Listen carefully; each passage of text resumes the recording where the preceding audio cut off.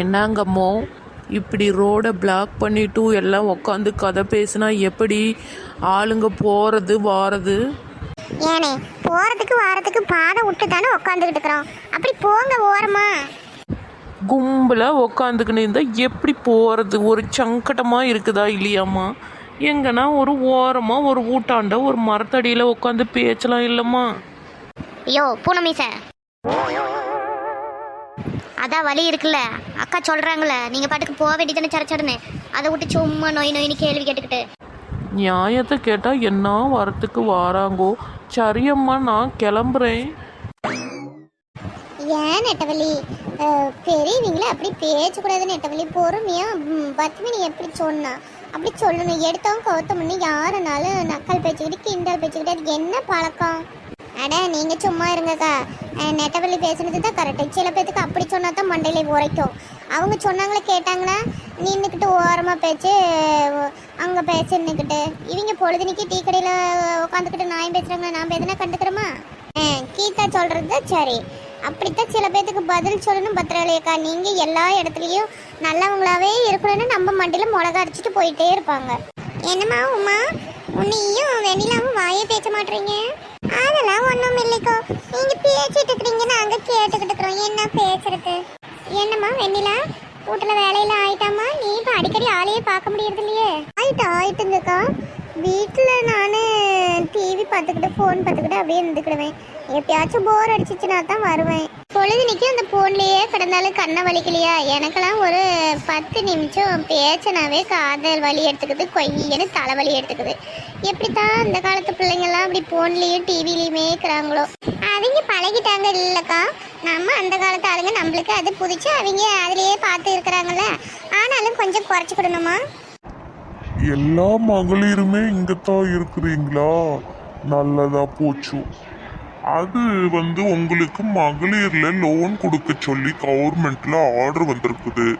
உங்களுக்கு ஆறு வேணுமோ பேர் கொடுத்து வாங்கிக்கிடுறீங்களா? பேங்க்கார நோய் லோன் கொடுக்குறீங்களா? அதெல்லாம் வாங்கிட்டு யார் கட்டுறது? அது நம்மளுக்கு கொஞ்சம் சங்கடம் பார்த்துக்கிடுங்க. ஏம்மா ஏன் அப்படி சொல்றீங்க? நீங்க ஒரு குழுவா மொத்தமா லோன் வாங்கிட்டு அதுல ஒரு சின்னதா தொழில் ஆரம்பிச்சு எல்லாம் சேர்ந்து செஞ்சு அதுல வர வருமானத்தை வச்சு கட்டலாம் இல்லம்மா? அட போங்க பேங்குக்காரண்ணா, நீங்க கொடுக்குற 10,000 ரூபாய்க்கு நாங்க எந்த தொழில் ஆரம்பிச்சு உங்களுக்கு எப்படி கட்டுறது? இப்போ நல்லா தான் பேசுவீங்க, அப்புறம் ஒரு நாள் தவறிட்டாலும் வந்து ஊட்டாண்டு சத்தம் போடுவீங்க.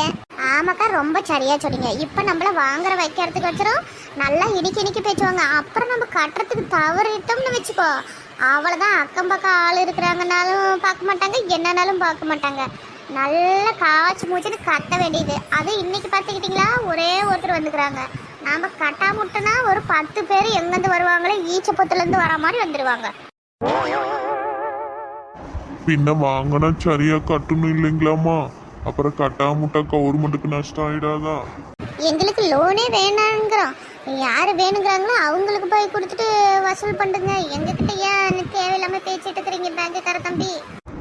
அப்படி இல்லைக்கா, நீங்க லோன் வாங்கிட்டீங்கன்னா உங்களுக்கும் ஒரு யூஸ்ஃபுல்லா இருக்கும் பாத்தீங்களா? அதனாலதான் உங்களுக்கு தெரியாம கூட இருக்கும், நாங்க எடுத்து சொல்லி புரிய வைக்கணும்ல, அதுதானே எங்க வேலை. அதெல்லாம் வேணாம் பேங்க்காரர, எங்களுக்கு எல்லாம் ஈர வெங்காயம் வெள்ளை பூண்டு தெரியும். என்னம்மா பட்டுன்னு இப்படி சொல்லிட்டீங்க? வேற எப்படி சொல்லுவாங்க பேங்க்கார நோய்? நாங்க தான் வேண்டாம் வேண்டாம்னு சொல்லுதும்ல, அப்புறம் திரும்ப திரும்ப வாங்கிக்கிடுங்கன்னு எங்களை கடனாளி ஆக்கி விட்டுற வேண்டியது. அப்புறம் கட்ட முடியலன்னா வந்து கத்த வேண்டியது. இதெல்லாம் தேவையா எங்களுக்கு? சொல்லுங்க. சரிங்கம்மா, நல்லா யோசிச்சுட்டு சொல்லுங்க. நான் நாளைக்கு என்னன்னு இன்னும் கூட விளக்க சொல்றேன். மனசு மாறிட்டுன்னா லோன் எடுத்துக்கிடுங்க. அனோய், இன்னும் 50 வாட்டி வந்தீங்கனாலும் எங்களுக்கு லோன் வேண்டாம் பார்த்துக்கிடுங்க. இது என்ன அதிசயமான ஊரா இருக்கு? எல்லாம் எப்ப லோன் கொடுப்பாங்கன்னு பார்ப்பாங்க, நீங்க வேண்டாம் வேண்டான்றீங்க. அது நாங்க பல லோன் வாங்கி லோன்னு அலைஞ்சு கட்டி முடிக்கிறதுக்குள்ள மண்டம் முடியெல்லாம் பிச்சுக்கிட்டு போயிடுச்சு உங்களை மாதிரி. அதனால இனிமே 10 நாளைக்கு சோறு இல்லாம கிடந்தாலும் சரி, கரைச்சு கொடுத்தாலும் சரி, லோன் மட்டும் வாங்கக்கூடாதுன்னு முடிவு பண்ணி வச்சிருக்கோம். சரிங்க பேங்குக்கார தம்பி, நான் எல்லாருமே வேண்டாங்கிறாங்க, அப்புறம் ஏன் நின்றுக்கிட்டு நீங்க பேசிட்டு இருக்கிறீங்க? போய் உங்களுக்கு வேற வேலை இருந்தா பாருங்களேன். சரிங்கம்மா, அப்புறம் உங்க இஷ்டம் பார்த்துக்கிடுங்க. அப்படி வேணும்னா வாங்க, நம்ம பேங்குக்கு எதுனாலும் பேசிக்கிடலாம். அனோய், நாங்க வரவும் மாட்டோம், எதுவும் பேசிக்கிடவும் வேணாம், நீங்க கிளம்புங்கண்ணே. இப்போ வாங்கிக்கிடுங்கம்பாங்க. நம்மளுக்கும் வாங்கி செலவு பண்ணுறதுக்கு நல்லா தான் இருக்கும், காய்ச்சி இல்லாமல் உக்காந்துக்கிறதுக்கு. பின்னாடி கட்டணுமே, எவ கட்டுறது? ஒரு 2 நாள் முன்ன பின்ன ஆகி போச்சுன்னா கூட காய்ச்சி மூச்சுன்னு சத்தம் போடுவாங்க. அதுக்கு பேசாமல் அக்கம் பக்கத்துலேயே 5-10 கடை வாங்கினாலும் இப்படி லோன் வாங்கி கட்டுறதெல்லாம் ஆகாத வேலை. ஆமாம் பத்துமணி, இந்த வேலைக்கு மட்டும் போகவே கூடாது.